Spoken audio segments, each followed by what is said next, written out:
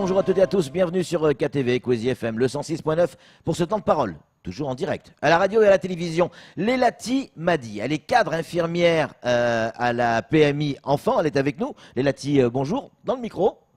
Bonjour. Merci d'être avec nous, Lelati. On le disait en présentation, vous êtes cadre infirmière à la PMI Enfants. C'est la semaine de l'allaitement. Déjà, pour ceux qui nous écoutent, l'allaitement, c'est quoi exactement ?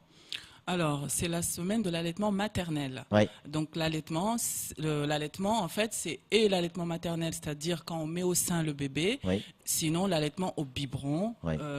Voilà. Donc, c'est deux, faut dire, soit l'allaitement maternel, soit l'allaitement artificiel. Oui, c'est ça, au biberon, quoi, Au en quelque biberon, sorte. voilà. Mais là, on parle bien de l'allaitement maternel, Maternel, tout c'est-à-dire à fait. le bébé qui va prendre le sein. Tout à fait. Alors, en quoi c'est important aujourd'hui qu'une maman, une nouvelle maman, puisse donner le sein à son enfant? Pourquoi c'est important?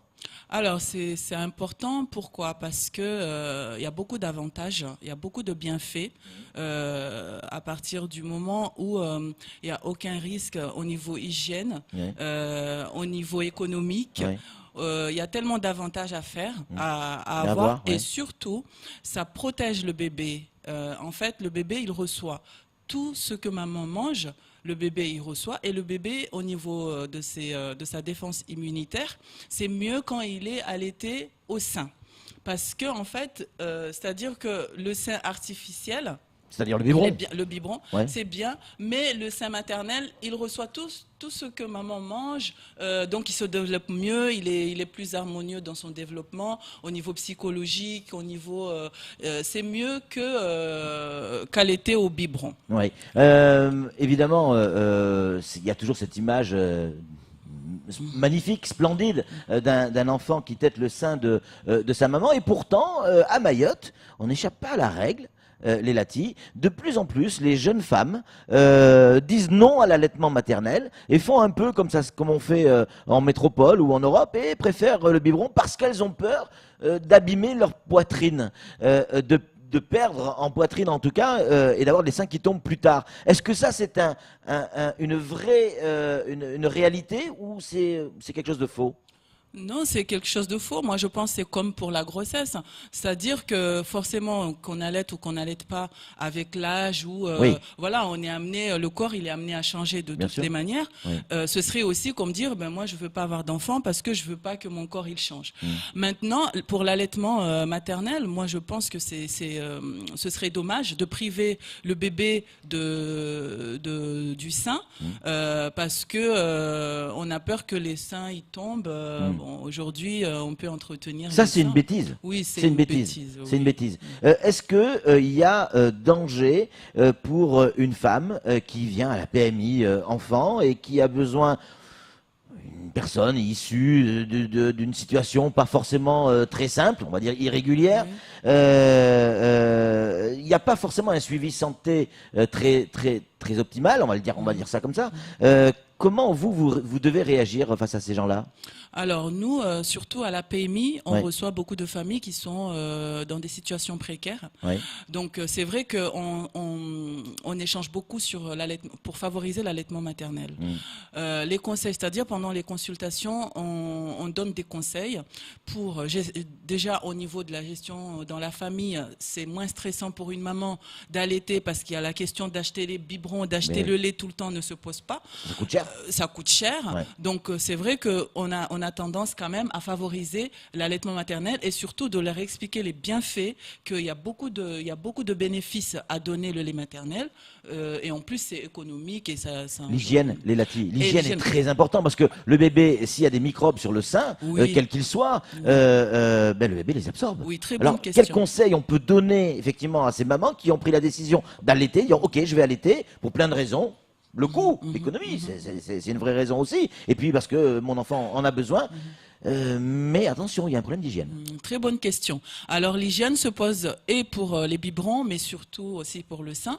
Donc on échange aussi là-dessus. On donne aussi des conseils pour l'hygiène corporelle, comment entretenir le sein, les crevasses. Tous ces conseils-là, on les donne. Et c'est vrai que quand on allaite, il faut faire très attention à avoir une bonne hygiène corporelle, parce que sinon on transmet les microbes au bébé lors de la Qu'est-ce qu'il prise faut faire? au Il faut désinfecter désinfecter le téton? Il faut, il faut juste avoir une bonne hygiène corporelle. C'est-à-dire une bonne douche, tout Oui, simplement, une être bonne propre, douche, quoi. tout à fait. Tout simplement. Tout simplement. Samuel Bocher, qui ne s'est pas remis de son allaitement maternel, lui, et qui a pris goût. Une question à vous poser. Ça se voit tant que ça? Oui. Enfin, bon, bref. Vous disiez qu'il y a l'allaitement maternel, l'allaitement artificiel, biberon.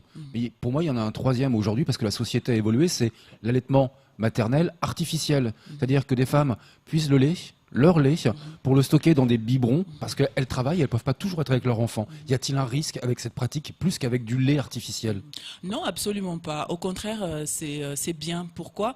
Parce que ça permet aux mamans qui travaillent, aux jeunes mamans qui travaillent, de pouvoir allaiter leur bébé au sein et de laisser le lait. Il doit bien être conservé par contre et partir au travail. Donc quand elles sont pas là, on peut continuer à donner le lait. Ça veut dire qu'il n'y a pas de rupture dans l'allaitement, voilà, l'alimentation maternelle. Il y a quand même des règles de conservation oui, aussi. Bien sûr. Il faut bien conserver au frais. Et il faut pas garder trop longtemps. Donc il y a déjà les appareils adaptés qu'il faut voir à la pharmacie. Et ensuite, c'est dans des biberons et puis c'est conservé au frais et ça se garde très très bien. Les Lati, une question d'un auditeur. Hein. Je suis forcément une femme qui n'a pas forcément une bonne santé. Ma santé, elle n'est pas terrible. Et je veux allaiter mon enfant. Est-ce que je dois d'abord me soigner ou est-ce que c'est indépendant? Le lait que je vais produire pour mon enfant sera toujours bon? Alors, ça dépend. Oui, c'est une bonne question. Ça dépend de ces problèmes de santé. Oui. On peut avoir des problèmes de santé qui n'ont aucune conséquence sur l'allaitement. Par contre, il y a des maladies. C'est très important de savoir si on les a. Oui. Par exemple, le VIH, la tuberculose non sûr. traitée, la coqueluche. Donc, en fait, ça dépend. Il faut d'abord qu'elle sache ce qu'elle a et ensuite elle sera. Mais non, même si on n'est pas bien, ça n'empêche pas de. Jusqu'à quel âge on peut allaiter? Pardon, excusez-moi Samuel.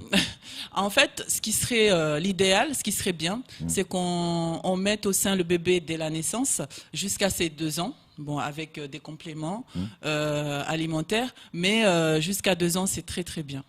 Donc Samuel, il peut arrêter là, il a 45 ans, il peut arrêter maintenant. Hein, on est bien d'accord.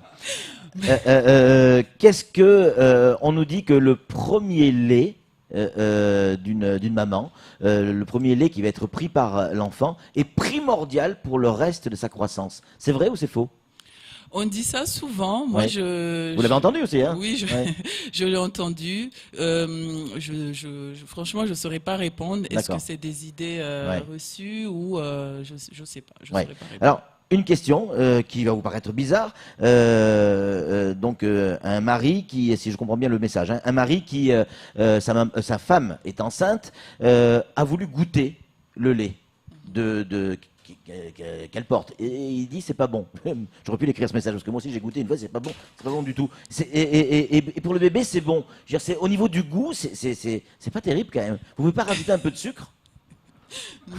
Non, je plaisante un peu, mais c'est vrai qu'au niveau du goût, c'est pas terrible. Oui, mais pour le bébé, c'est bon. nous, pour les adultes, peut-être, mais pour les bébés, non, parce que de toute façon, c'est le premier goût.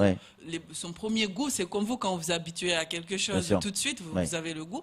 Et il n'y a pas nécessité de rajouter du sucre ou quoi que ce soit, puisque dans l'alimentation de la maman, il y a déjà ce qu'il faut. Il y a du glucose, il y a les acides gras, il y a tout ce qu'il faut là-dedans.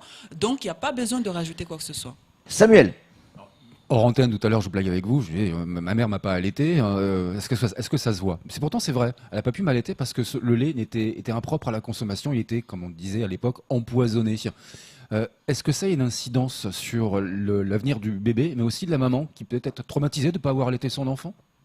Non, moi je ne pense pas. C'est vrai qu'on favorise ou on incite les mamans à favoriser l'allaitement maternel, mais il y a aussi des personnes qui choisissent et elles ont le droit de choisir d'allaiter par biberon. C'est vrai que au niveau médical, au niveau scientifique, ça a été prouvé que c'est plus bénéfique pour le développement de l'enfant au niveau psychologique, juste son développement harmonieux est plus rapide, c'est-à-dire au niveau de la croissance, il grandit plus vite parce qu'il a tous les nutriments de la maman, mais ça ne veut pas dire qu'un enfant qui n'a pas été allaité au sein ne va pas bien grandir. La preuve, vous êtes là. Donc, Ouais, voilà. non, j'ai rien dit. Lélati, pour conclure, qu'est-ce que vous avez envie de dire à ces jeunes mamans, ou moins jeunes, qui hésitent encore à allaiter? Elles aimeraient bien, mais elles n'osent pas. Qu'est-ce que vous avez envie de leur dire? Alors moi, j'ai envie de leur dire de ne pas hésiter. C'est tout bénéfique pour leur enfant. En plus, c'est vraiment un lien qui se crée pendant l'allaitement entre maman et son bébé. Je pense qu'il n'y a aucune raison. Ça fait mal? Alors, si ça fait mal, il y a des accompagnements qui peuvent être faits par les sages-femmes ou les personnes habitées ou les infirmières pour amener les mamans à soulager leur douleur. Mais il y a pas de raison. Voilà. Faut finir là, Samuel, allez-y. Peut-on allaiter maternelle, donc au sein, et en même temps avec du lait de substitution? Oui, tout Dire à les fait. deux en même temps. Oui, tout à fait. On peut faire les deux. Par exemple, comme je disais tout à l'heure, pour les personnes qui travaillent, on peut tout à fait le matin donner le sein et pendant la journée, on donne le biberon. Mais après, il faut que ça soit bien programmé et bien dosé. Allez dans les différentes PMI de Lille, posez des questions, renseignez-vous. Les infirmières PMI enfants sont là aussi pour vous conseiller, vous aider, vous donner un avis et puis discuter avec vous. Et n'hésitez pas, en tout cas, c'est la semaine de l'allaitement maternel. Merci mille fois, Lélati, un nom de prédilection, hein. Lélati, forcément. En tout cas, c'est tout pour ce temps de parole. Tout de suite, la suite de nos programmes.